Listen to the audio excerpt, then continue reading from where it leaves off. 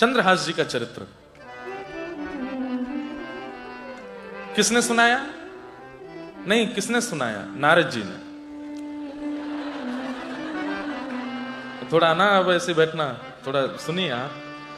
नारद जी ने, बिल्कुल बहुत अलग कथा है, बहुत अद्भुत है। हमारे परम पूजनीय प्रातः स्मरणीय श्री बक्सर वाले मामा जी, उनसे मैंने सुनी थी। हमारी माता जी बचपन में हमको सुनाती थी, लेकिन पिछले साल लुधियाना में कथा थी 2 दिन की, तो वहां मैंने ये चरित्र कहा था। उसके बाद से अवसर ही नहीं मिला, तो आज सोच रहा था क्या कहूं, तो मन में सबसे पहला नाम चंद्रहास जी का आया, तो मैंने कहा यही सुनाते हैं। बहुत ध्यान से सुनिएगा, सब लोग केंद्रित होकर बैठिएगा। नारद जी महाराज के अनेक भक्त हैं। इनके राक्षस भी भक्त हैं, भक्त भी और देवता भी भक्त हैं, इंसान भी भक्त हैं नारद जी के। पर नारद जी से यदि कोई पूछता था आपके कितने भक्त हैं, कितने शिष्य हैं, तो नारद जी 3 शिष्यों का नाम लेते थे। और इन तीनों शिष्यों का चरित्र स्वयं नारद जी ने कहा। कितनी बड़ी विशेष बात है कि गुरु की महिमा शिष्य गाता है, पर शिष्य की महिमा गुरु गा रहे हैं। तो सोच लीजिए कि शिष्य किस स्तर का होगा। तो पहला जिसका नारद जी ने चरित्र गाया, ध्रुव जी। भागवत में कथा आती है ध्रुव भक्त की। दूसरा जिनका चरित्र नारद जी ने गाया, श्री प्रहलाद जी। और तीसरा जिनका चरित्र नारद जी बोल रहे हैं, वो है चंद्रहास। और आपको सुनकर के आनंद होगा, इस कथा को सुन कौन रहा है?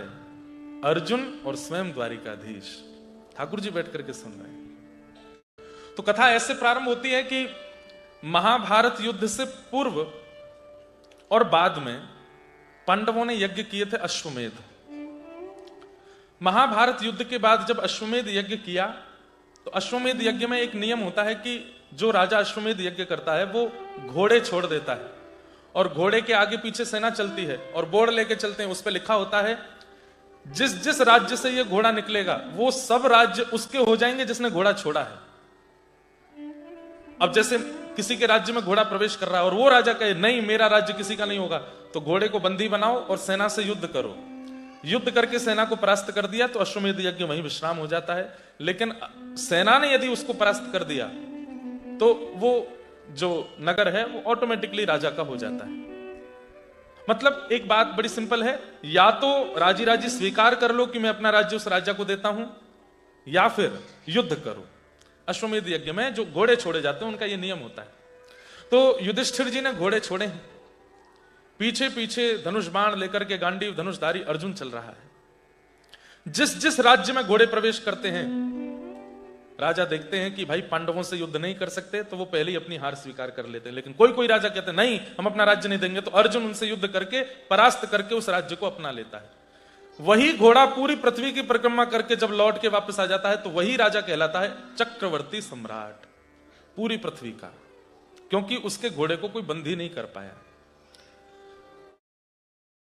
सब जगह से घोड़े निकले, राजा स्वीकृति देते गए, कई जगह नहीं भी स्वीकृति दी तो अर्जुन ने लड़ करके स्वीकृति ले ली। बस हस्तिनापुर थोड़ी ही दूर था, घोड़ा पूरी पृथ्वी की परिक्रमा करके लौट के आ ही रहा था, तो हस्तिनापुर से थोड़ी ही दूर पूर्व में एक कुंतलपुर नाम का एक क्षेत्र पड़ा। जैसे ही घोड़ों ने उस क्षेत्र में प्रवेश किया तो किसी राजा ने आके घोड़ों को चुराया नहीं, रोका नहीं, घोड़े अपने आप अंतर ध्यान हो गए, गायब हो गए। अर्जुन ने जैसे ही देखा घोड़े कहां गए, अपनी तलवार निकाल करके ललकारने लगा, कौन है, किसने मेरे घोड़ों को अंतर्ध्यान किया है? अरे कपटी, अरे छलिया, छुप करके क्या करते हो, सामने आओ, युद्ध करो मेरे साथ। बहुत ललकारा, कोई नहीं आया। तो अर्जुन ने अपने गांडीव धनुष को उठा करके एक बाण छोड़ा। वह बाण अंतर्ध्यान व्यक्ति को भी खोज करके उसको मार देता है, ऐसा बाण चलाया। और जैसे ही उस बाण का अनुसंधान करके अर्जुन ने बाण छोड़ना चाहा, इतने में ही आकाश से आकाशवाणी हुई और नारद जी प्रकट हो गए। बोले अर्जुन रुक जाओ, अपना धनुष रख दो, बाण रख दो। आप क्या कह रहे हैं नारद जी, हमारे घोड़े बंदी कर लिए जिसने, उसको मारने से मना कर रहे हैं, ढूंढने से मना कर रहे हैं। तब नारद जी प्रसन्न होकर बोले ये शत्रुता करने वाला राजा नहीं है, ये तो तुम्हारा मित्र बनने योग्य राजा है जिसने ये काम किया है। ये कोई और नहीं है, कुंतलपुर नरेश चंद्रहास। बोले चंद्रहास? बोले हाँ, ये मेरा शिष्य है और ये तुम्हारा मित्र बनने योग्य है। तो अर्जुन बोले ऐसी क्या खास बात है उसमें जो मैं उसको अपना मित्र बनाऊं? तो नारद जी कहते हैं कि जैसे तुम कृष्ण भक्त हो ऐसे वह भी कृष्ण भक्त है।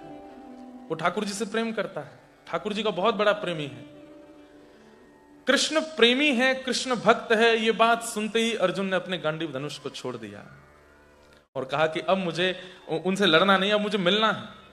बंधुओं, हमारे अष्ट सखा कहते हैं कि ठाकुर जी आपसे प्रेम करते हैं, इसका प्रमाण क्या है? आप ठाकुर जी से प्रेम करते हो, इसके प्रमाण तो बहुत दे देते हो। आप माथे पर तिलक लगा लोगे, नाम जप करने लग जाओगे, वृंदावन वृंदावन गाने लग जाओगे, हर महीने ऑस्ट्रेलिया से वृंदावन जाने, इससे ये प्रमाण हो जाएगा कि आप ठाकुर जी से प्रेम करते हो। कोई भी भारत से कथा वक्ता आते हैं, संत जन आते हैं, वैष्णव जन आते हैं, तो आप इतनी संख्या में पहुंच जाते हो, छुट्टी ले लेते हो, लीव डाल देते हो, इससे प्रमाणित हो जाता है कि आप ठाकुर जी से प्रेम करते हो। लेकिन ठाकुर जी आपसे प्रेम करते हैं, इसका क्या प्रमाण है?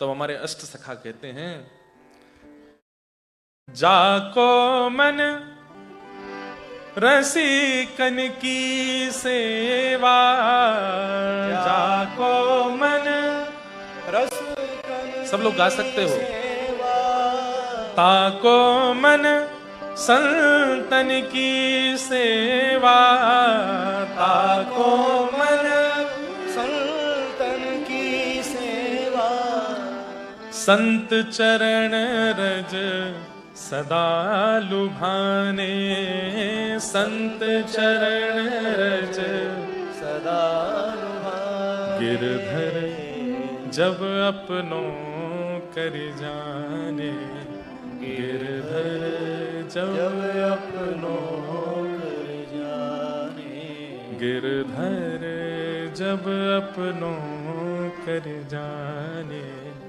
गिरधर जब अपनों कर जाने। जैसे कोई व्यक्ति पहाड़ देख लेता है तो उसके रोंगटे खड़े हो जाते हैं, चिल्लाने लगता है, ओहो कितना सुंदर कितना सुंदर। कोई समुद्र देख लेता है तो नाचने लगता है, कोई बर्फ देख लेता है, बर्फबारी हो जाए तो खुश हो जाता है, किसी एक्टर को देख लेता है तो खुश हो जाता है, कोई राजनेता को देख लेता है तो खुश हो जाता है। ऐसे ही मेरे नगर में, मेरे शहर में, मेरे देश में कोई वैष्णव आ रहे हैं, ये सुन के जिसके नेत्र सजल हो जाते हैं, हृदय आनंदित हो जाता है और बस वो व्याकुल हो जाता है कि मुझे जाना है, मुझे जाना है, उनसे मिलना है, उनको प्रणाम करना है, उनकी बातें सुननी है, उनको देखना है। ये अपने लिए नहीं बोल रहा हूं मैं, ये मैं सबके, कोई भी आवे आपके देश में, सबके लिए। मैं अपने शिष्यों को भी एक ही आज्ञा देता हूं कि कभी हमारी भी कथा सुनते हो तो किसी और की नहीं सुनना, ऐसा नहीं करना, ठाकुर जी की प्राप्ति नहीं होगी। सब वैष्णवों के प्रति समभाव रखो, प्रेम भाव रखो। ठाकुर जी कहते हैं, मैं जिससे प्रेम करता हूं उसका लक्षण क्या है कि उसको मेरे दूसरे भक्तों से बहुत प्रेम होता है। जैसे लोभी व्यक्ति को पता चल जाए कि इस नगर में कोई बहुत बड़ा धनवान रहता है तो वो उसके पीछे ही पड़ा रहता है, कामी व्यक्ति को पता चल जाए कि कोई बहुत सुंदर रहता है तो वो उसके पीछे पड़ा रहता है। ऐसे ही भक्त जब पता चल जाए कि यहां कोई वैष्णव है, उसके पीछे ही पड़े रहे हैं, भैया आप कुछ सुना दो, हमें कुछ प्रसादी दे दो, कुछ कथा करा दो, कुछ तो कराओ। ठीक है, ये तो हमारे जीवन का सौभाग्य है या दुर्भाग्य, हमें नहीं पता। यहाँ पड़े हैं, कमा रहे हैं, कर्म बंधनों में लगे हैं, लेकिन बस आत्मा की इच्छा होती है कि बस हरि नाम, हरि गुण, राधा नाम, राधा गुण सुना दो कोई। उसके लिए व्याकुलता चित्त में रहती हो, बेचैनी रहती हो, जैसे प्यासे को पानी की होती है, ऐसे कोई वैष्णवों से मिलने के लिए बेचैन रहता हो। ठाकुर जी कहते हैं, मैं उससे प्रेम करता हूं, वो मेरा प्रेमी है। गिरधर जब अपनों कर जाने, ठाकुर जी अपना कर लेते हैं, कब जानो? बोले ताको मन भक्तन की सेवा, मेरी सेवा एक बार को छोड़ देगा पर मेरे भक्तों की खूब रज रज के सेवा करेगा। संत चरण रज सदा लुभाने, भगतन में मति भगतन में गति, हरि उर संगे हरि जन संगे हरि उर आने, गिरधर जब अपनों कर जाने, गिरधर जब अपनों कर जाने। जब आपके ब्रिस्बेन में, गोल्ड कोस्ट में, लोगन में, ऑस्ट्रेलिया में, अरे मैं कहता हूं कोई मेलबर्न आया, आप जा ही नहीं पा रहे, लेकिन आपके देश में तो कोई आया, अपने घर पर बैठे बैठे ही नेत्र सजल करके गा लिया करो। चौक पुराओ, माटी रंगाओ, आज मेरे पिया घर, हेरी सखी मंगल गाओ रे, धरती अंबर सजाओरी, तेरी सखी मंगल गाओरी। धरती अंबर सजाओरी, उतरेगी आज मेरे पीर की सवारी, उतरेगी आज मेरे पी की सवारी।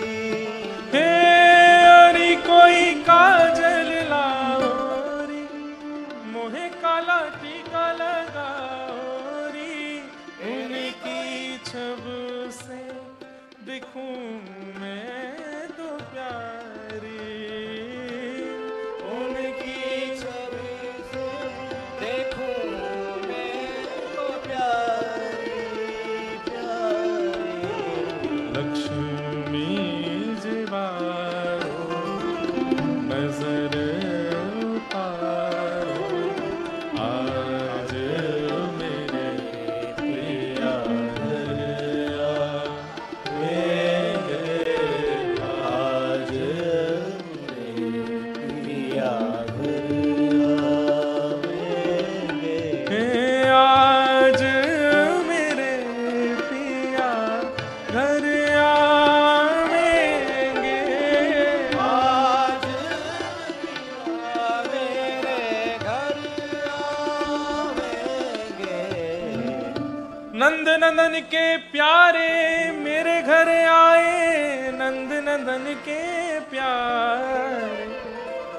आज मेरे घर नंद नंदन के प्यारे आए हैं, व्रजवासी आए हैं, वैष्णव आए हैं, संत जन आए हैं, रसिक जन आए हैं, कथा सुनाने वाले ऐसे रसिक जन आए हैं। इन बातों को सोच करके जो बहुत प्रसन्न हो जाए और बिल्कुल अष्ट सात्विक भाव उसके चित्त में प्रकट होने लग जाए, ठाकुर जी कहते हैं मैं उससे बहुत प्रेम करता हूं, मैं उसके लिए, मैं उसकी नजर मैं उतारता हूं जो मेरे रसिकों से प्रेम करे। अर्जुन ने अपने गांडीव धनुष को छोड़ दिया और कहा नारद जी मुझे सुनाइए, कृष्ण कृष्ण प्रेमी है चंद्रहास? बोले हाँ। नारद जी बोले अभी मैं तुमको चरित्र नहीं सुना सकता उनका। क्यों? तुमको घोड़े लेकर के जल्दी पहुंचना हस्तिनापुर, नहीं तो यज्ञ पूरा नहीं हो पाएगा युधिष्ठिर का। तुम तो जल्दी से घोड़े लो और पहुंचो। अर्जुन कहता है कृष्ण प्रेमी भक्त पर 100 अश्वमेध यज्ञ वार दूंगा मैं। अरे फिर से अश्वमेध यज्ञ हो जाएंगे, फिर से ये सब हो जाएगा, लेकिन आपने अब छेड़ दी है बात तो पूरी कीजिए। ये कौन है चंद्रहास, इसके बारे में मुझे बताइए ना। और बैठ गए अर्जुन वहीं पर। इसलिए ठाकुर जी को बहुत प्रिय। अर्जुन को सामान्य मत समझा कीजिए, बहुत बड़ा पराक्रमी है, बहुत बड़ा विद्वान है, बहुत बड़ा धनुष बाण चालक है, सारे गुण हैं उसके अंदर। लेकिन पिघल जाता है कब? जब सुन लेता है कि कहीं कृष्ण लीला सुन रहा है, कोई कृष्ण प्रेमी आया है। हनुमान जी महाराज कम बलवान है क्या? अष्ट सिद्ध नवनिधि के असवर दीन जानकी, राम रसायन तुमरे, सदा रहो रघुबर के, तुमरे भजन जन्म जन्म के। लेकिन ऐसे हनुमान जी के लिए क्या कहा जाता है? प्रभु चरित्र सुनवे को रसिया। रसिया का मतलब जानते हैं? जो रस में डूब करके श्वास लेने भी बाहर ना आता हो, उसी में डूबता ही रहता हो, उसको रसिया बोलते हैं। हम आप सब भी रसिया हैं, पर हम कैसे हैं? रस में जाते हैं फिर तो जैसे ठाकुर जी को भी होरी के रसिया। होरी के रसिया मतलब सदा रंग में ही बैठो रे, सदा रंग लगावे में ही राजी रहे, सदा खेलवे को तैयार रहे, सदा एक दूसरे को पकड़ पकड़ करके और आनंद करवे को तैयार रहे, वाकू के होरी को रसिया। अर्जुन कहने लगे नारद जी मुझे अब और कुछ नहीं सुनना है, अब अश्वमेध यज्ञ होता रहेगा, आप तो मुझे इस परम भक्त चंद्रहास का चरित्र सुना। नारद जी बैठ गए। सब लोग ध्यान से सुनिए, इधर देखो, शांति बनाए रखो। जो बोलेगा उसको बगल वाले की सौगंध है, इसलिए सब शांत रहो। कोई बोले तो खुद कोहनी मार के ना, ये भाई शांत हो जाए, कथा चल रही है, 2 ही दिन के लिए आए हैं ना, थोड़ा टाइम वेस्ट मत करो, सुन लो जल्दी। नारद जी ने जैसे ही कथा कहना प्रारंभ किया, तभी एक दिव्य तेज प्रकट हुआ। अर्जुन देखने लगे, नारद जी देखने लगे, ये क्या हो रहा है? और तभी क्या देखते हैं? उस दिव्य तेज के शांत होते ही मोर मुकुट वंशी धारी, शंख चक्र गदा पद्मधारी श्री द्वारिकाधीश वहां प्रकट हो गए। और प्रकट होकर के दौड़ करके आए, अर्जुन के बगल में अपना आसन लगाया और आकर के बैठ गए। तो नारद जी बोले, जय जय प्रणाम। अर्जुन प्रणाम, आप यहां क्या कर रहे हैं? बोले, भाई देखो, मेरी कथा भागवत सुनने का अधिकार पूरे विश्व को है, पर भक्त कथा तो मैं सुनता हूं, मेरे भक्तों की लीला तो मैं सुनता हूं, मेरे आए बिना शुरू नहीं होती है। ठाकुर जी आकर के आसन लगा करके बैठे हैं और नारद जी से कह रहे, नारद जी अब सुनाओ। कृष्ण और अर्जुन दोनों बैठे हैं और नारद जी अपने शिष्य चंद्रहास का चरित्र सुना रहे हैं। बहुत ध्यान से सुनिएगा सब लोग। केरल देश में, मतलब हमारे इंडिया के साउथ में केरला है, वहां के एक राजा थे और उन राजा के पुत्र थे चंद्रहास। चंद्रहास जी की अवस्था अभी 3 वर्ष की हुई। बहुत परिश्रम से, आशीर्वाद से, देवताओं की कृपा से तो चंद्रहास का जन्म हुआ। 3 वर्ष की अवस्था थी। बहुत सुंदर थे देखने में चंद्रहास, बचपन से ही बिल्कुल गोरे चिट्टे, लाल लाल गाल, कमल जैसे नेत्र, ऐसी सुंदर नासिका, ऐसे सुंदर ओष्ठ, घुंघराले केश।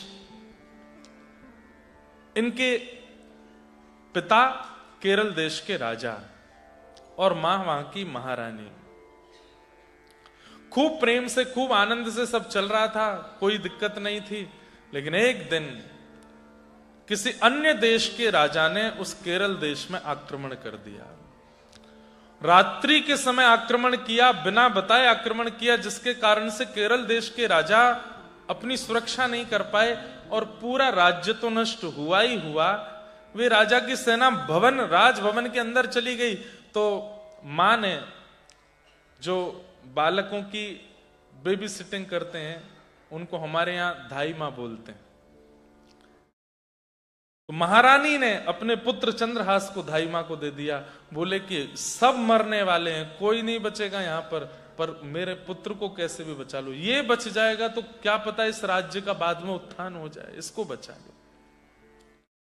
और ऐसा कहकर के धाई मां से कहा, मेरे बेटे को लेके भागो तुम यहां से। केरल देश के राजा का वध हो गया। मंत्री, सेनापति, महामंत्री सबको मार दिया। अंत में उस क्रूर राजा को पता था कि इस राजा का एक बेटा भी है, उसको भी वध कर दूंगा तो अब इनके वंश में कोई बचेगा नहीं और पूरा राज्य मेरा हो जाएगा। अंतःपुर में प्रवेश करके रानी का वध कर दिया, रानी की दासियों का वध कर दिया। ढूंढा लेकिन पुत्र नहीं मिला। वो धाई मां लेकर के पीछे भागी और उसने सारे वस्त्र, जो अच्छे वस्त्र पहनते हैं राजकुमार, वो वस्त्र हटा करके फटे पुराने वस्त्र पहना दिए। मुख पर थोड़ी कालीत लगा दी, थोड़ा रेत आदि लगा दी, बाल बिखेर दिए। और चंद्रहास को थोड़ा थोड़ा बोलना जानते थे। उनसे कहा, कोई भी कहे कि मैं कौन हूं तो कहना ये मेरी मां है। चंद्रहास, आज से मैं ही तेरी मां हूं। और ऐसा कहकर के वो धाई मां अपने अंग पे लपेट करके राज्य को छोड़ करके भागने लगी। पूरा राज्य धूं धूं करके जल रहा था। थोड़ी दूर पर उसी क्रूर राजा के सैनिकों ने नाकाबंदी कर रखी थी। उन्होंने तुरंत उसको रोका। कौन हो? बोले, मैं दासी हूं महाराज, मुझे छोड़ दीजिए। तुम्हारी गोद में? बोले, मेरा बालक है। बालक की स्थिति देखी तो रूप रंग वस्त्र देख करके लग रहा था कि ये इसी का ही बेटा होगा, दाई मां का बेटा है। उससे पूछा, ये कौन है तुम्हारी? छोटे से चंद्रहास बोले, ये मेरी मां है। और ऐसा बोल के रो गए। 3 वर्ष के हैं बस। बंधुओं, कई बार ठाकुर जी ऐसी सिचुएशन बनाकर के जीवन में भेजते हैं कि व्यक्ति ये सोचता ही रह जाता है कि मैंने किया क्या जिसका फल मैं भोग रहा हूं। ध्यान रखिएगा बंधुओं, कैसी भी परिस्थिति आ जाए, बस एक चीज को, 2 चीजों को डगमगाने मत देना। एक तो ठाकुर जी में विश्वास और दूसरा धैर्य, पेशेंस। व्यक्ति का नाश कब होता है? परिस्थिति सबके जीवन में आती है, मेरे भी आती है, आपके भी आएगी, प्रधानमंत्री के भी आएगी, राष्ट्रपति के भी आएगी। परिस्थिति से कोई नहीं बच सकता। राजा हो, रंक हो, फकीर हो, सबके जीवन में भयावह परिस्थितियां आती हैं। पर नष्ट कौन होता है? जो अविश्वास और धैर्य इन दोनों को खो देता है वो ही टूट जाता है। लेकिन आप हर उस व्यक्ति की बायोग्राफी देख लीजिए जो आज एक श्रेष्ठ स्तर पर बैठा है, हर किसी के जीवन में परिस्थिति आई और उसका देखने में आपको यही मिलेगा कि उसने अपना धैर्य नहीं छोड़ा, वो हारा नहीं, चलता रहा, जीत गया। कौन हार गए? जिनके मन में धैर्य नहीं रहा, विश्वास नहीं रहा। छोटे से चंद्रहास को लेकर के दक्षिण से चलते चलते चलते चलते चलते एक डेढ़ महीने की यात्रा करके वो धाई मां उत्तर भारत में आई। ग्वालियर के पास में एक स्थान था कुंतलपुर, वहां पहुंची। वहां के राजा, उनके एक मंत्री थे। सब लोग इधर देखो, कथा सुननी है, ये पूरी सुननी है। इतना सुंदर चरित्र है कि मैं चला जाऊंगा ऑस्ट्रेलिया से, लेकिन चंद्रहास नहीं जाएंगे आपके चित्त से। इतना सुंदर चरित्र है। और ठाकुर जी कैसी लीला, कैसी कृपा इन पर करेंगे, सुन के आनंद हो जाएगा। एक पूरी जैसे एक फिल्म जैसी चलेगी और इतनी सुंदर। और इसके डायरेक्टर कौन है? स्वयं कृष्ण। तो चंद्रहास की ये लीला पूरी सुनो। और कम से कम 9-10 महीने बाद मेरे चित्त में आई है, इसलिए मैं सुना रहा हूं। कुंतलपुर के राजा, उनके मंत्री थे, उनका नाम था दृष्टबुद्धि। क्या नाम था? दृष्टबुद्धि कुंतलपुर के राजा नहीं थे, मंत्री थे। राजा बहुत ज्यादा ऐशो आराम में रहते थे, सारा कार्यभार और देखभाल सब मंत्री ही करते थे। दृष्टबुद्धि ये धाई मां पहुंची और जाकर के दृष्टबुद्धि के आगे रोने लगी। मैं सब करना जानती हूं, भोजन बनाना, कपड़े धोना, साफ सफाई सब मुझे आता है, आप मुझे दासी रख लीजिए अपने यहां। दृष्टबुद्धि ने कहा ठीक है, तुम हमारी दासी बन जाओ। ये कौन है? बोले ये मेरा पुत्र है। सोचिए, 1.5 महीना पहले जो सोने के सिंहासन पर लेटता था, चारों तरफ से लोग बाग जिसको गोदी से नीचे नहीं उतरने देते थे, राजपुत्र राजपुत्र राजपुत्र कहकर के बुलाते थे। जिस गली से वो निकल जाते थे वहां कोई व्यक्ति बैठा नहीं रहता, सब खड़े होकर सिर झुका के प्रणाम करते थे। 1.5 महीने में कैसा भाग्य बदला, आज वो दासी पुत्र कहला रहा है। किसी को बता भी नहीं सकते कि किनका पुत्र। क्यों? कहीं किसी क्रूर राजा से उनका संपर्क हुआ और बता दिया, क्योंकि वो क्रूर राजा तो ढूंढ रहा है कि कहां है वो राजकुमार। ये मेरा पुत्र है। अच्छा, दासी पुत्र है? बोले हाँ ठीक है। और वो धाई मां वहीं पोंछा करती है, बर्तन करती है, काम करती है, फिर जो मिलता है बच्चा कुचा जो मिलता है वो खाती है। पहले पुत्र को खिलाती है, फिर स्वयं खाती है। इस प्रकार से चंद्रहास जी कुंतलपुर में रहने लगे।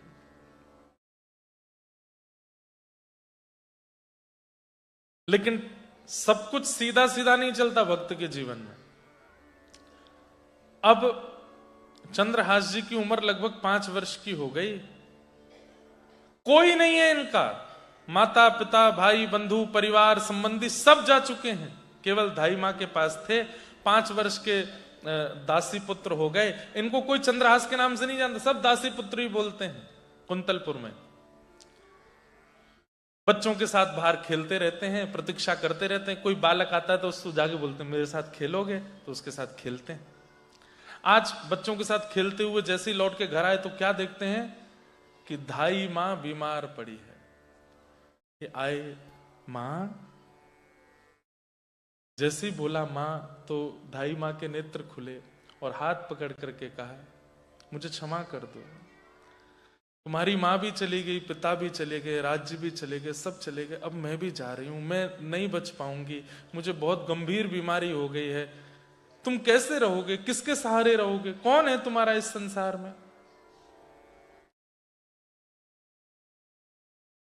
चंद्रहास जी रोने लगे, मां ऐसे मत करो, मैं कहां जाऊंगा, मुझे कौन खिलाएगा, मैं कैसे जीवित रहूंगा, आप चली जाओगी तो। तब धाई मां ने हाथ पकड़ के कहा कि आज के बाद कोई भी कहे तुम्हारे पिता कौन तो कहना कृष्ण, कोई कहे तुम्हारी मां कौन तो कहना कृष्ण, तुम्हारे दादा कौन तो कृष्ण, भाई कौन कृष्ण, बंधु कौन कृष्ण, सर्वस्व कौन, बोले सब कृष्ण है। बोलो, दोहरा करके बोलो। चंद्रहास बोले मेरे पिता कृष्ण, मेरी मां कृष्ण, मेरे सर्वस्व कृष्ण। दोबारा बोलो, मेरे पिता कृष्ण, मेरी मां कृष्ण, मेरे सर्वस्व कृष्ण। बोलते रहो। और यही बात बोलते बोलते बोलते आंख खोल करके जब चंद्रहास ने देखा तो धाई मां के प्राण चले गए। पूरे विश्व में अकेला बचा है, अब कोई नहीं है उनका। नगर के लोगों ने देखा, रो रहा है छोटा बालक, धाई मां है। किराए पर 2-4 लोगों को बुला के उनका अंतिम संस्कार करा दिया।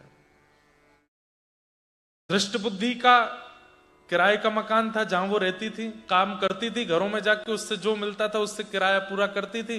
अब किराया भरने का तो कोई तरीका नहीं, तो किराएदार ने चंद्रहास जी को कहा कि तुम घर छोड़ो। छोटा सा 5 वर्ष का बालक घर छोड़ करके गांव के बाहर एक पिप्पल का पेड़ है, वहां रहते हैं और बस एक ही बात कहते हैं, पिता कृष्ण, मां कृष्ण, प्राण कृष्ण, सर्वस्व कृष्ण। पिता कृष्ण, मां कृष्ण, प्राण कृष्ण, सर्वस्व कृष्ण। पिता कृष्ण, मां कृष्ण, प्राण कृष्ण, सर्वस्व कृष्ण। बस यही बोलते रहते हैं। इतने सुंदर थे देखने में कि लोग बाग जब इनको देखते थे तो उनमें अपने आप करुणा आ जाती थी इनको देख करके। अरे कोई मां अपने बालक को छोड़ करके कहीं नहीं जाती, लेकिन जैसे ही इनको देखती तो अपने बालक को छोड़ के एक बार इनके पास जाती खिलाने पिलाने के लिए। लेकिन बस वही संसार समाज के लोग बोलते, अरे दासी पुत्र है, कुछ पता नहीं, ये अपनी मां को भी खा गया, इसके परिवार कुल खानदान का भी पता नहीं, इससे दूर ही रखो बच्चों को। 4 दिन में एक बार कभी भोजन मिल जाता था, लेकिन बस पड़े पड़े यही गाते रहते। कभी 4-5 बच्चे आ जाते तो खेल लेते थे उनके साथ। सूरदास जी एक पद गाते हैं, ऊधो जब टेढ़े दिन आवे, ऊधो जब टेढ़े दिन आवे। ऊधो बहुत अच्छा पद है और बहुत काम का पद है। एक बात सुनना, टेढ़े दिन सबके आएंगे, बचेगा कोई नहीं। जिनके आ गए वो सोच के खुश होके गालो कि हां आए थे, और जिनके नहीं आए हैं वो थोड़े घबरा के गालो क्योंकि आने वाले। बचेगा कोई भी नहीं। दुखालयम शाश्वतम, ये संसार दुखालय है, यहां दुख ही मिलता है। आप कहोगे महाराज जी अच्छे बुलाए, आप ब्रिस्बेन है, डरा रहे हो यहां आके हमको। मुझे खुद बताओ, यहां आने के लिए कितने पापड़ बेले थे, लेकिन लगा था कि एक बार पहुंच जाए, वहां जाके सेटल हो जाए, पढ़ाई वढ़ाई हो जाए, डॉलर आने लगेगा, सब ठीक हो जाएगा। क्या ठीक हो गया? कुछ भी नहीं। लेकिन हां एक बात कह दूं, इस संसार में दुख सबको तोड़ेगा, लेकिन जिसके शीश पर श्री जी विराजमान है उसको नहीं तोड़ सकता। जिसके कंठ में कंठी विराजमान है उसको नहीं तोड़ सकता। जिसकी जिह्वा पर नाम विराजमान है उसको नहीं तोड़ पाएगा। ऐसा नहीं है कि उसके जीवन में परिस्थिति नहीं आएगी, आएगी, लेकिन वो टूटेगा नहीं। क्यों? हमारे माई श्यामाजू को राज, हमारे माई श्यामाजू को राज, हे हमारे माई श्यामाजू को राज, हमारे माई श्यामाजू को राज। हमारे ऊपर किशोरी जी विराजमान है, जीव पर किशोरी जी विराजमान है, हृदय में किशोरी जी विराजमान है। परिस्थिति तो आएगी, तोड़ेगी भी, लेकिन टूटोगे नहीं, रोगे नहीं, विचलित नहीं होगे। लेकिन टेढ़े दिन सबके आएंगे। सूरदास जी गा रहे, ऊधो जब टेढ़े दिन आवे, ऊधो जब टेढ़े दिन आवे,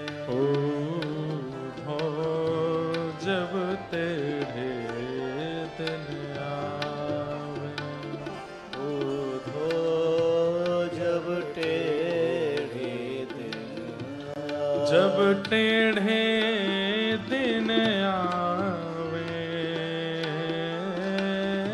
जब टेढ़े दिन आवे, ओ जब टेढ़े दिन आवे, ओ जब टेढ़े दिन आवे, हे उधा जब टेढ़े दिन आवे, उधा जब टेढ़े दिन आवे, हे उधा जब टेढ़े दिन आवे।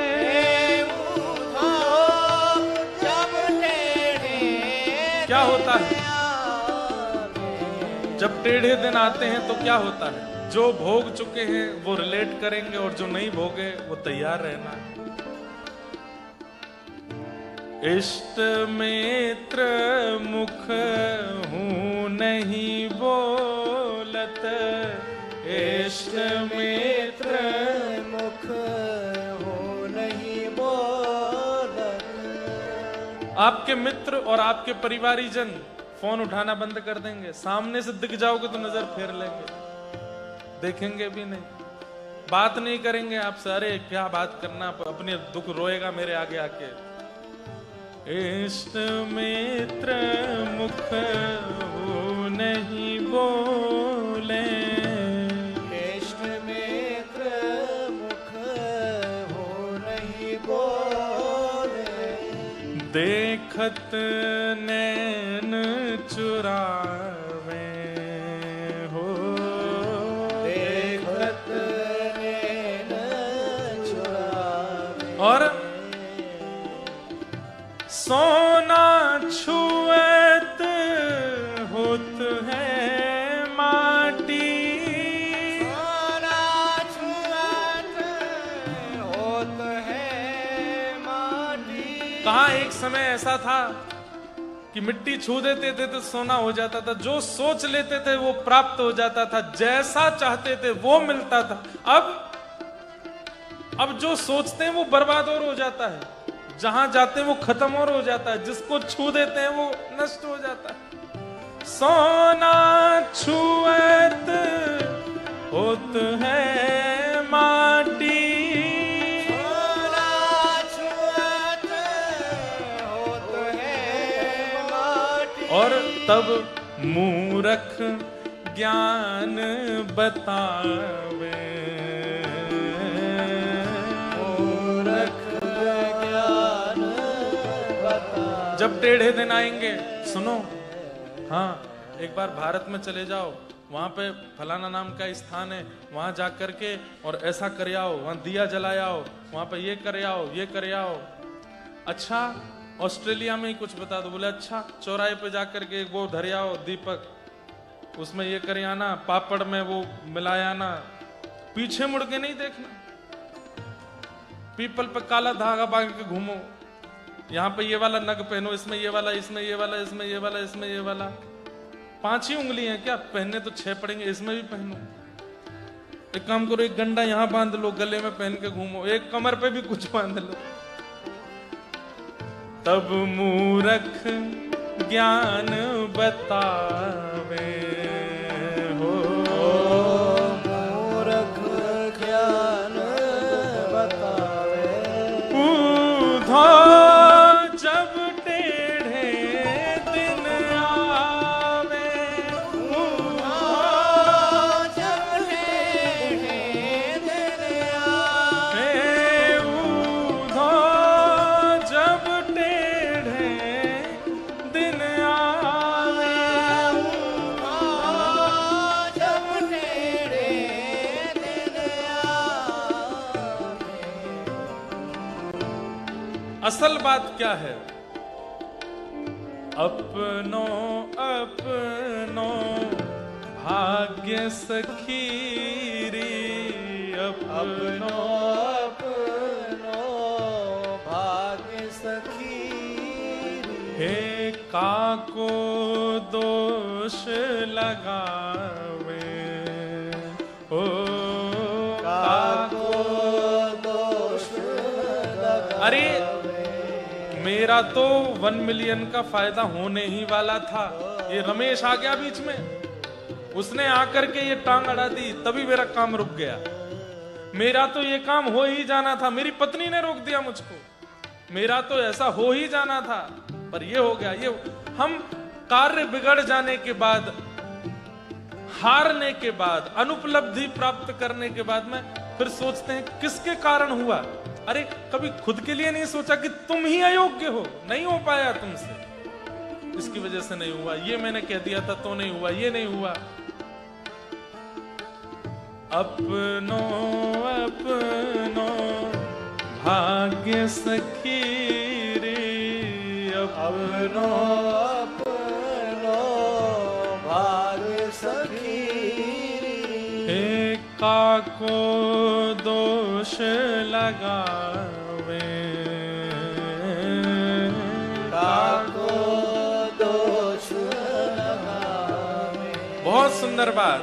हे सूरदास विधि ना के आगे, सूरदास विधि ना के आगे, छिन भर टरहु न पावे, छिन भर टरहु न पावे। अरे सूरदास कह रहे हैं विधाता के आगे तुम्हारी चल जाएगी क्या? वो जो करना चाहते हैं, जो देना चाहते हैं, जो सोच लेंगे वो होगा होगा होगा। किसी को दोष लगाने से, कुछ कहने से, हाथ पैर मारने से कुछ नहीं होने वाला है।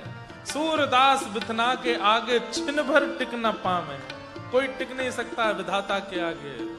ऊधो जब टेढ़े दिन आवे, जब टेढ़े दिन आवे, ऊधो जब टेढ़े दिन आवे, जब टेढ़े दिन आवे। ये पद गोपियां गा रही हैं। जब उद्धव जी उनको समझाने गए, भगवान कृष्ण वृंदावन से मथुरा चले गए, सालों बाद उद्धव को भेजा कि जाओ गोपियों को समझा के आओ, वो मेरी याद में बहुत रोती है। तब उद्धव जी गोपियों को समझाने आए,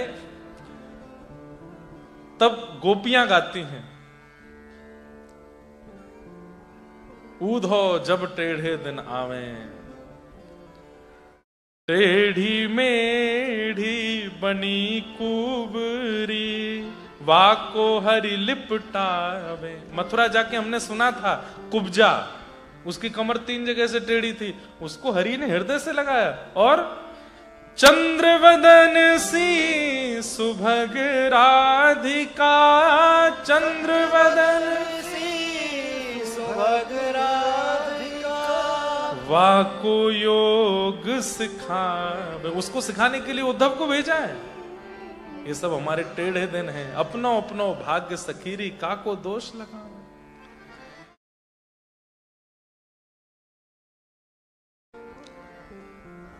चंद्रहास जी अकेले हैं, कोई दे जाता है तो खा लेते हैं, नहीं तो पड़े रहते हैं। प्राण कृष्ण, जीवन कृष्ण, सर्वस्व कृष्ण, मां कृष्ण, पिता कृष्ण। इतने सुंदर हैं चंद्रहास जी की सबको लगता है कि इसके माता पिता कैसे नहीं होंगे। अब कोई नया व्यक्ति आता, अरे अरे बालक यहां कहां घूम रहे हो, तुम्हारे पिता कहां हैं? पिता कौन?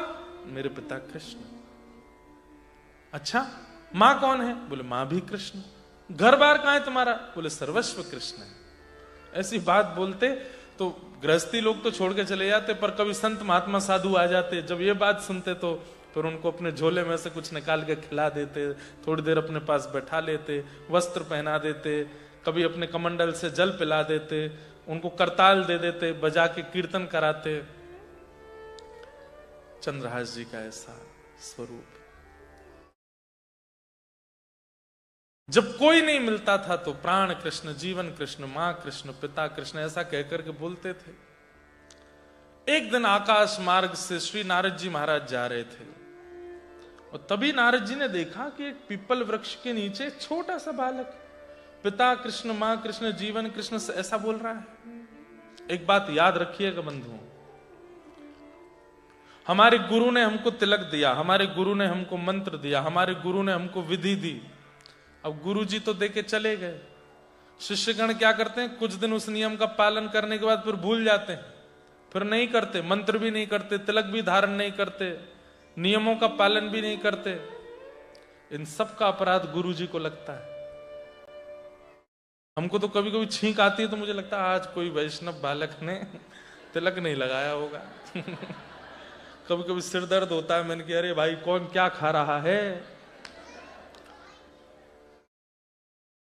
लेकिन आप सब एक बात याद रखना, हर वैष्णव के घर में वैष्णवी दीक्षा होने के बाद, चतु वैष्णव संप्रदाय में दीक्षित होने के बाद, गुरु मंत्र प्राप्त होने के बाद, हर घर के घर की स्थिति को नारद जी देखने जरूर जाते हैं।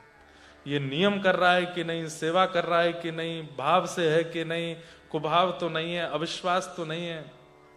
और जब नारद जी देख लेते हैं नित्य नियम से रहता है, नित्य भाव से रहता है, सब कुछ बहुत बढ़िया है, सेवा भी बहुत बढ़िया चल रही है, अपना काम भी संभाल लेता है, सेवा भी संभाल लेता है, भोग प्रसादी भी एक नंबर चल रही है, तब नारद जी ही ठाकुर जी की तरफ जाकर के उसकी फाइल लगाते हैं, इससे मिलो, बहुत अच्छा है, आपका नाम गाता है, खूब सेवा करता है, नित्य तिलक धारण करता है, नित्य इतने कठिन ऑस्ट्रेलिया देश में रहने के बाद भी आपका नाम नहीं छोड़ता है, ऐसे सुंदर सुंदर पकवान बनाता है। नारद का मतलब कौन, जिनकी बात को भगवान भी रद्द ना कर सके, वो है नारद। नारद जी ही आपकी फाइल पहुंचाते हैं, फिर ठाकुर जी मन बना के आप पर कृपा करने आते हैं। चाहे भक्तिमती मीराबाई हो, सूरदास हो, कुंभनदास हो, सबके वार्ता नारद जी ने ही ठाकुर जी से जाके कही है। इसलिए वैष्णव होने के बाद में डरा कीजिए, कोऑर्डिनेटर राउंड पर घूमते रहते हैं।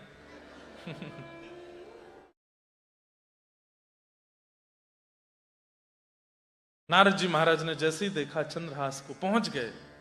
और नारद जी के लिए एक सूक्ति भी है, नारदो देव दर्शन, सीधे देव दर्शन नहीं होगा, पहले नारद जी मिलेंगे, उसके बाद ठाकुर जी मिलेंगे।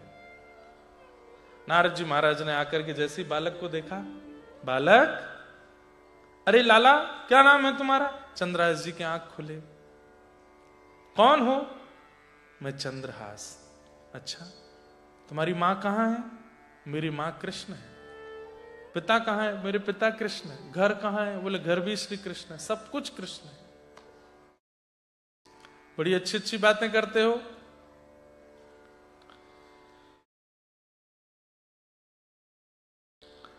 नारद जी महाराज प्रसन्न हो गए और चंद्रहास के पास बैठ करके उनके सारे लक्षणों को देख करके मन बना लिया नारद जी ने कि ये तो ठाकुर जी का परम अधिकारी है।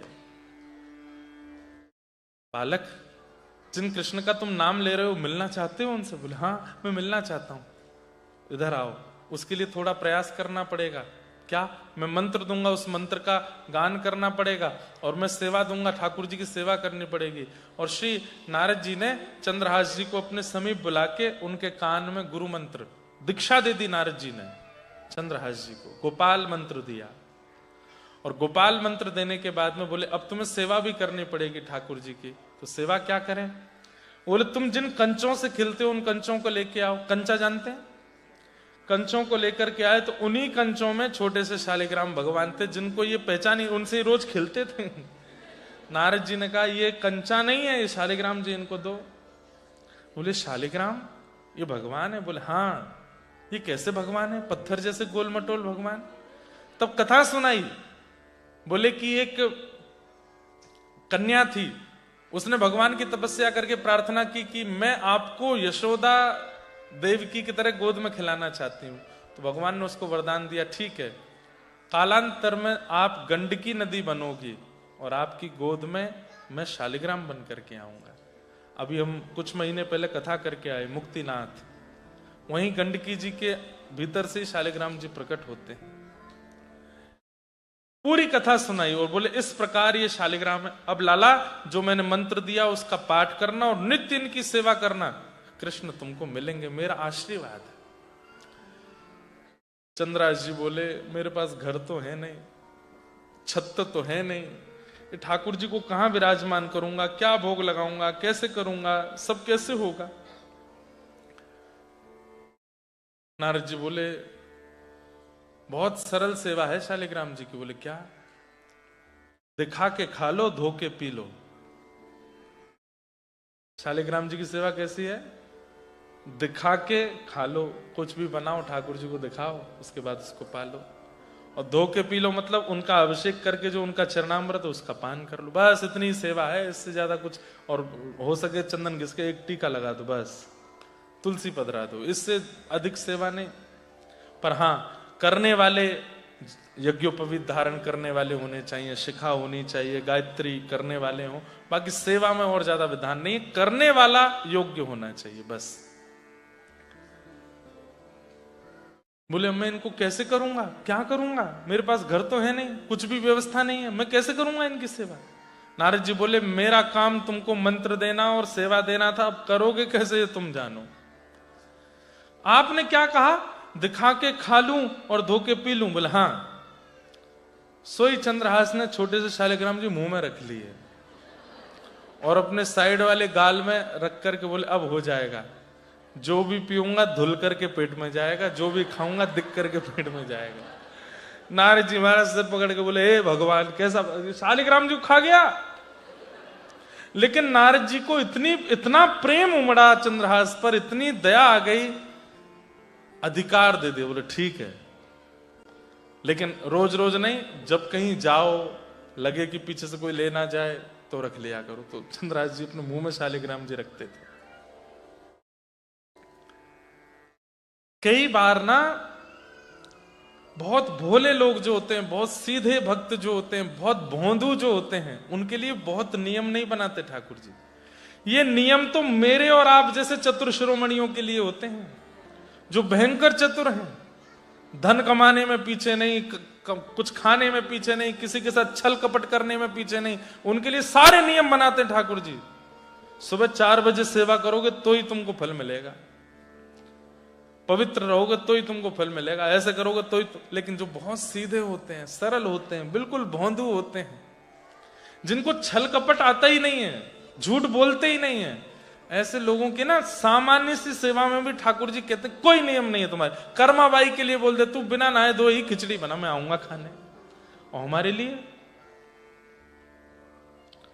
पहले चूल्हा का पूजन करो, पात्र का पूजन करो, सामग्रियों का पूजन करो, सब में प्रणाम करो, फिर उसके बाद में उसको गोपाल मंत्र से अभिमंत्रित करो, उसमें तुलसी पधराओ, पधरा करके ठाकुर त्वदीयम वस्तु गोविंद तुभ्यमेव समर्पयेत् ग्रहण मुको प्रसिद्ध परमेश्वर। उसके बाद भी ठाकुर जी केवल दर्शन करते हैं, पाते नहीं है, दृष्टि भोग लगाते हैं। कर्मा भाई, उसके यहां जाके ठाकुर जी हाथ पसार के कहते जल्दी कर मां, जल्दी दे मां।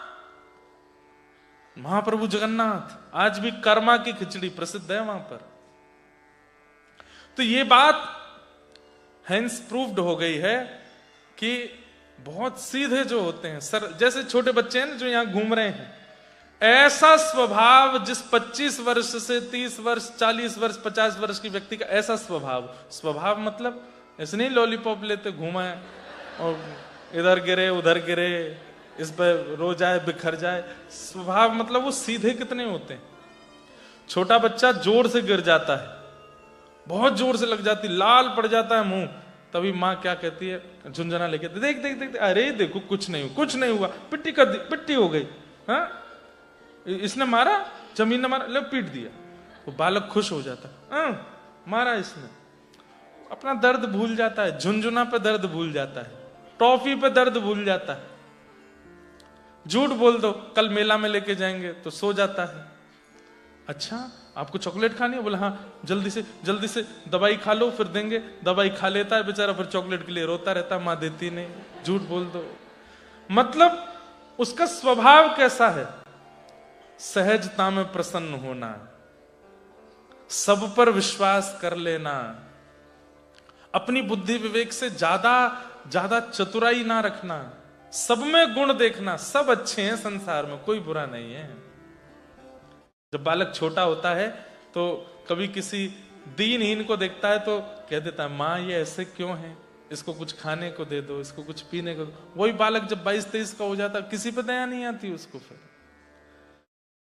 मतलब जिनके स्वभाव में बालवत प्रीति है उनके लिए कोई नियम नहीं है संसार में, वो कुछ भी कर सकते हैं। पर मेरे आप जैसे चतुर जब हो जाते हैं तो ठाकुर जी फिर नियमों में ही हमको देखते हैं। नियम करेगा तो मैं मिलूंगा, नहीं तो नहीं मिलूंगा। चंद्रहास जी मुंह में रखते हैं शालिग्राम जी को। अब कंचों का ही एक सुंदर सिंहासन बना लिया, उस पर ठाकुर जी को रखते हैं। कभी वहीं घरों में चले जाते हैं, बोले मुझे 2 रोटी दे दीजिए, मैं अपने लिए नहीं मांग रहा हूं, अपने ठाकुर जी के लिए मांग रहा हूं। तो घर की माताएं बोलती कहां है तेरे ठाकुर जी, लेके जाते छोटे से शालिग्राम भगवान। बोले कुछ दिन तक पहले तक तो इनसे खेलता था, अभी तेरे भगवान हो गए। बोले मेरे को नहीं पता था, गुरुदेव ने मेरे नेत्र खोल दिए। आप रोटी दे दो, मैं भोग लगा के आपको ही दे जाऊंगा, मैं नहीं पाऊंगा। रोटी दे देते तो ठाकुर जी का भोग लगा के वापस उनके घर में करने जाते। बोले आपका भोग लग गया, आप लोग पा लेना। वो दया करके कहते अरे अब तू ले जा, 2 रोटी तो है, तू खा लेना। ऐसे चंद्रहास जी जीते हैं। बच्चे कभी आ जाते हैं तो खेलते हैं, कीर्तन खेलते हैं, कीर्तन करते हैं।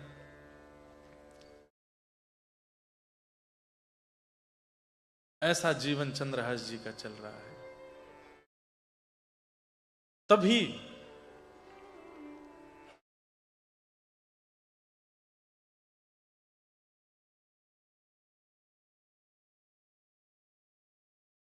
गालव ऋषि का उस क्षेत्र में आना हुआ, जिनकी नाम से ग्वालियर नाम पड़ा है एक शहर का। गालव ऋषि का स्वरूप ऐसा था, वो किसी का भी रूप देख के भविष्य बता देते थे, किसी को भी छू करके उसके पूर्व के जन्म, आगे के जन्म सब कुछ बता देते थे। धृष्ट बुद्धि मंत्री को जब पता चला कि गालव ऋषि आए हैं तो दौड़ा दौड़ा गया और गालव ऋषि को अपने राज्य में, पूरा राज्य सम्मानित करके हुए उनको लेकर के आए, अपने घर में लाए, चरण धोए, माला पहनाई, प्रणाम किया, पूजन किया। बंधुओं देखो, स्वार्थ से जो आचार्यों को घर बुलाता है ना, कल्याण उसका नहीं होता। इनके घर में मेरे चरण पड़ जाएंगे तो मेरे काम बढ़िया चलने लगेंगे, ये मेरे घर में चरण फेर जाएंगे तो मेरा सब ठीक हो जाएगा। बुरा नहीं मानना, मुझको भी कई लोग ले जाते हैं, दुकान में ले जाएंगे, हमारी कुर्सी पे बैठ जाओ एक बार। मैंने बैठने से होगा क्या, बैठ तो जाओ आप एक बार, हमारे घर के कोने कोने में चरण फेरे आओ। एक जगह तो हद ही हो गई, बाथरूम में भी ले गए, बोले यहां पर बन जाओ। मैंने कहा इधर क्या करना है इसलिए मैं घर में जाना बंद कर दिया। विदेश आते हैं तो यहां तो चले जाते हैं, भारत में मैं कम जाता हूं। फिर वो स्वार्थ दिखता है ना कि भाई ये तो ये सोचते हैं कि कुछ है इनके पैरों में, कुछ है इनके पास, ये बैठ जाएंगे कर जाएंगे, हमारी कमाई होती चले। ऐसा नहीं, हमारे बच्चे के सिर पे हाथ फेर दो। मैंने क्यों, परसों इसका एग्जाम में पास हो जाए। मैंने पढ़ा है कि नहीं ये पूछो पहले, मेरे हाथ फेरने से पास होगा? कभी स्वार्थ से किसी वैष्णव को घर नहीं। हाँ, इसलिए बुलाओ कि इनके आगमन से शायद हमारा भजन में प्रेम बढ़े, शायद श्री जी के प्रति और प्रीति हो जाए। गालव ऋषि को धृष्ट बुद्धि ने अपने घर बुलाया और बैठे थे गालव ऋषि, तो चरणों में प्रणाम करते हुए कहा,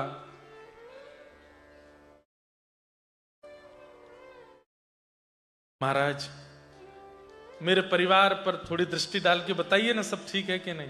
गालव ऋषि बोला हाँ सब बढ़िया है। बोले आप सब छोड़िए, मुझे, उनकी एक पुत्री थी, उसका नाम था विषया। क्या नाम था?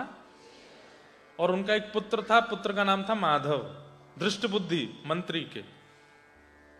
बोले मुझे मेरी चिंता नहीं है, मेरे पुत्र की चिंता भी नहीं है, पर मेरी बेटी अब बड़ी होती जा रही है,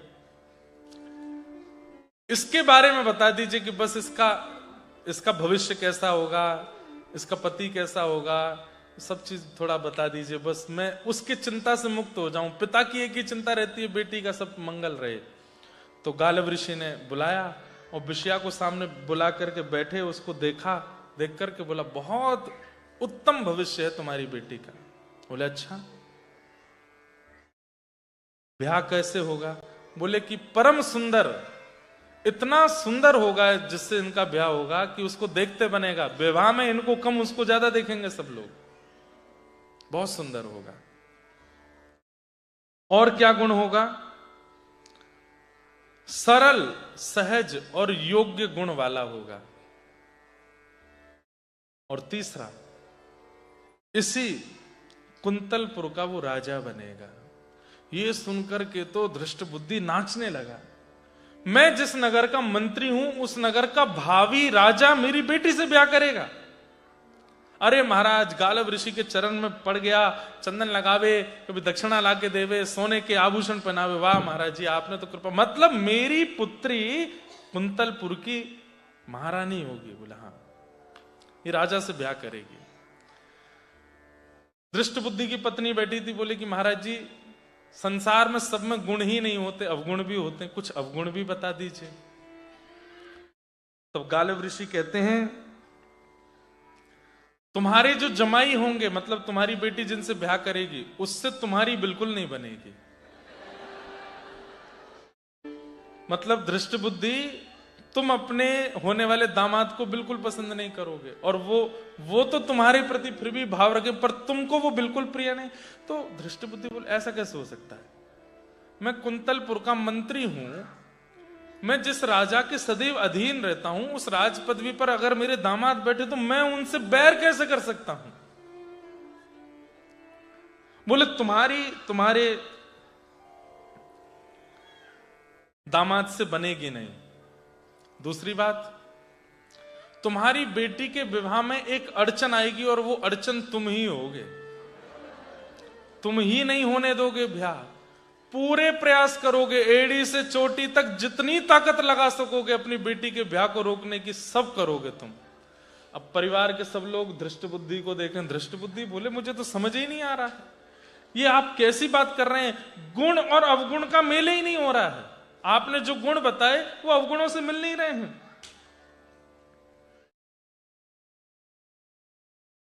अंत में कह दिया, तुम अपने दामाद को जान से मारने तक की योजना बनाओगे।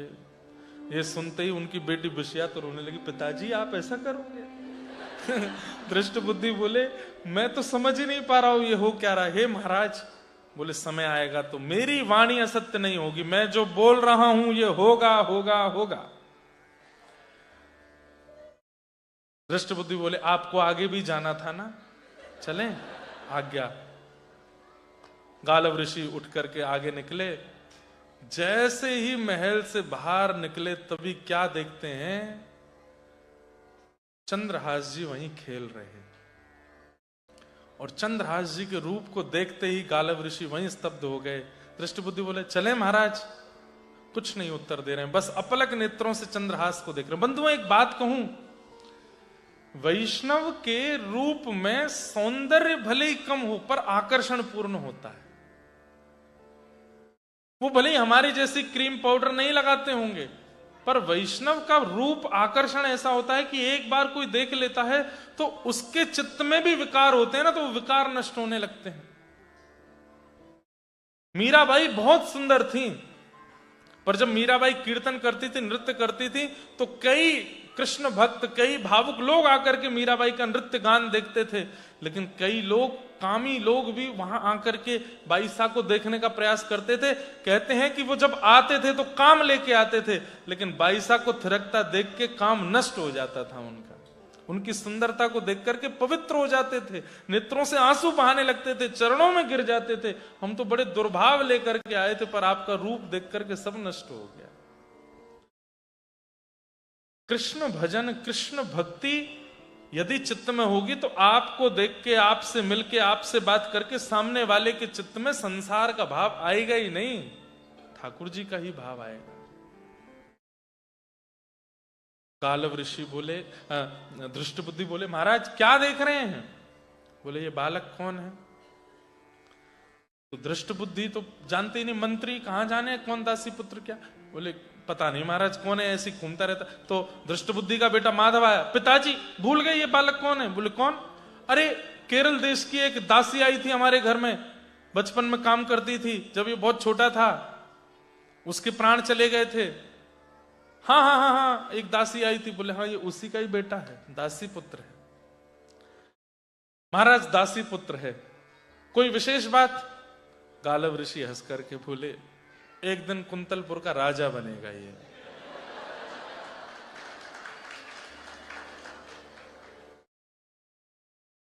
दृष्टबुद्धि बोले ये राजा बनेगा कुंतलपुर का? बोले हाँ।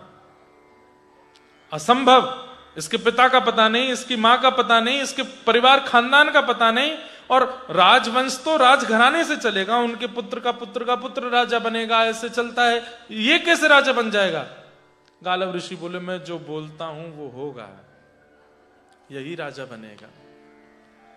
दृष्टबुद्धि बोले पहले मुझे विश्वास था कि इनकी वाणी सत्य होती होगी, लेकिन अब ये जो भी बोल रहे हैं मेरे को लग रहा है कि इनकी वाणी से सारी शक्ति जा चुकी है। बुलाया चंद्रहास को, इधर आओ। चंद्रहास दौड़ करके गए। गालव ऋषि ने जैसे ही देखा, हाथ फिर के नेत्रों से आंसू आने लगे गालव ऋषि के। बोले तुमको ठाकुर जी का साक्षात दर्शन होगा, कुंतलपुर के राजा बनोगे, मेरा आशीर्वाद है। और हृदय से लगा करके छोड़ दिया पुनः वापस। गालव ऋषि बोले महाराज जी आप कहीं भी कुछ भी बोल देते हैं, जरा भी विचार नहीं करते। गालव ऋषि ने टेढ़ी दृष्टि से देख करके बोला तुम्हारी बेटी के होने वाले पति भी वही है। और ऐसा कहकर के गालव ऋषि वहां से चले गए। दृष्ट बुद्धि बोला ये क्या बोल के गए हैं? बेटी विषया ने भी ये बात सुन ली थी। अब तो विषया चंद्रहास को ही देख रही है, सुंदर तो वो थे ही। और कन्या वर्यते रूपम, शास्त्र की आज्ञा है कि कन्या, ये बात बहुत गलत फैलाती जाती है सब जगह कि कन्या धन से प्रेम करती है, कन्या घर से प्रेम करती है, कन्या प्रॉपर्टी देख लेती है। ये सब बातें असत्य हैं। कन्या वर्यते रूपम, कन्या को रूप ही चाहिए अपने होने वाले पति में। कोई अगर रूपवान नहीं है तो वो बुरा नहीं मानना, या पत्नी से पूछ मत लेना कि मैं अच्छा लगता नहीं तुमको। पर ये बात सत्य है कि कन्या वर्यते रूपम। ठीक है वो बात की किसी कारण से सब योग देख के, कई बार जरूरी नहीं रूप देखे, स्वभाव भी देखती है कन्या, पर रूप पहली प्रायोरिटी होता है। और चंद्रहास सुंदर तो थे। चंद्रहास जी का चरित्र एक भक्त चरित्र भी है और एक स्वच्छंद प्रेम कथा भी है। अब तो विषया घर के भीतर गई, ऊपर चढ़ के खिड़की में से चंद्रहास जी खेल रहे हैं, उन्हीं को देख रही है। और नीचे खड़ा दृष्ट बुद्धि चंद्रहास को देख रहा है। असंभव, हो ही नहीं सकता। इसमें पहनने के कपड़े नहीं, ये कुंतलपुर का राजा बनेगा, ये इसके नीचे मैं मंत्री बनूंगा, और ये मेरी बेटी विषया परम सुंदरी, उसका ब्याह होगा इससे? हो ही नहीं सकता। विषया दौड़ करके आई। पिताजी क्या कह रहे हैं? बोले बेटी महाराज जी की बातों को ज्यादा हृदय से मत लगाना, ऐसे ही बोलते हैं, संत जनों का कुछ होता तो है नहीं है, ऐसे ही बोल के निकल जाते हैं कहीं से भी। तेरा बहुत योग्य घर में ब्याह करूंगा। बोले वो तो कह के गए इसी से होगा। बोले इससे तो बिल्कुल नहीं होगा। बोले कि उनकी बात सत्य हो रही है कि आप ही अड़चन बनोगे बीच में। आप ही नहीं होने दोगे मेरा ब्याह। तू भीतर चल, भीतर जा, मैं देखूंगा ना एक श्रेष्ठ कुल राजा तेरे से ब्याह होगा। ऐसा नहीं हो सकता, इससे ब्याह नहीं होने दूंगा।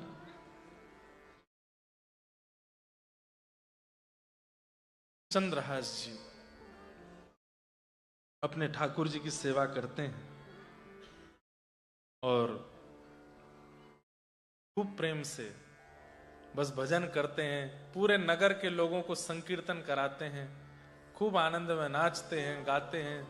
उनके उस संकीर्तन को सुन करके, उनके उस रूप को देख के, उनके उस भाव को देख करके सब आनंदित हो जाते हैं, सब नृत्य करने लगते हैं। चंद्रहास जी का ये भाव,